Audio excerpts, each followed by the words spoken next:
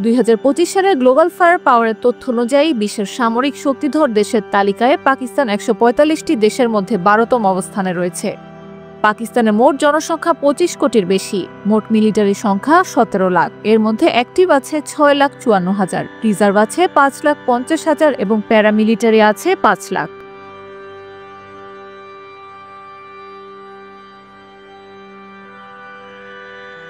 তাছাড়া পাকিস্তানের কাছে যুদ্ধবিমান আছে 328টি, হেলিকপ্টার আছে 373টি ও অ্যাটাক হেলিকপ্টার আছে 57টি।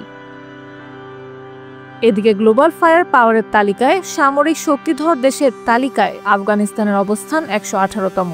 যুদ্ধবিধ্বস্ত আফগানিস্তানের মোট জনসংখ্যা 4 কোটির কিছু বেশি। দেশটির মোট মিলিটারি সদস্যের সংখ্যা 40,000, যারা সবই প্যারামিলিটারি হিসেবে নিয়োজিত। আফগানিস্তানের সেনা বা বিমান বাহিনীতে কত সদস্য আছে তাও উল্লেখ নেই। আফগানিস্তানে মোট এয়ারক্রাফট আছে 9টি, তবে দেশটির হাতে কোনো যুদ্ধ বিমান নেই। হেলিকপ্টার আছে 6টি, যার মধ্যে একটি অ্যাটাক হেলিকপ্টার।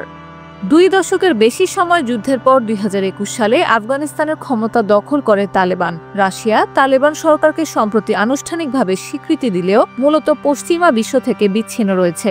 অর্থনৈতিক সংকটের পাশাপাশি নানা ধরনের প্রাকৃতিক দুর্যোগ মোকাবিলায়ও হিমশিম খাচ্ছে কাবুল।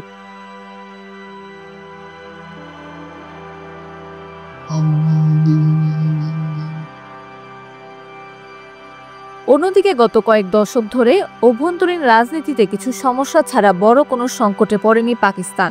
অর্থনীতির ধীরগতি কাটিয়ে দেশটি এখন স্বাভাবিক হওয়ার পথে রয়েছে। ভারতের সঙ্গে সাম্প্রতিক সংঘাতেও নিজের সক্ষমতা ও শক্তির প্রমাণ দিয়েছে পাকিস্তানের সেনাবাহিনী।